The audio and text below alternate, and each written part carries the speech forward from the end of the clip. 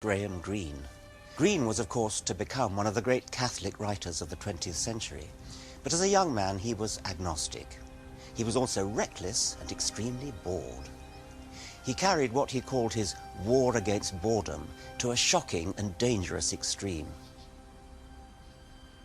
Greene lived to the ripe old age of 86, but statistically he shouldn't have made it past 19.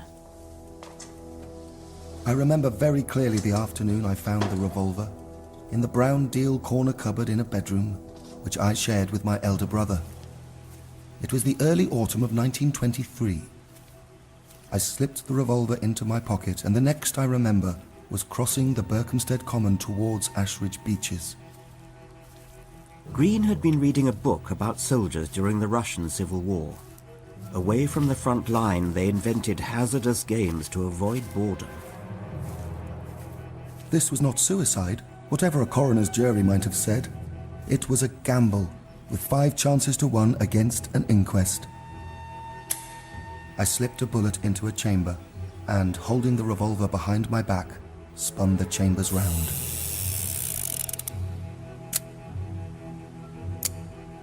I put the muzzle of the revolver into my right ear.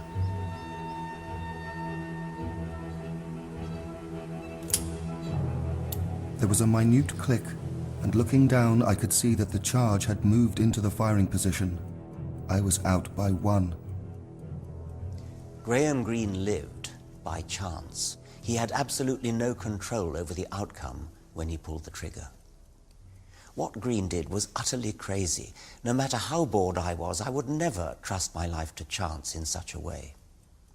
But the reality is that we have less control over our lives than we might like to think.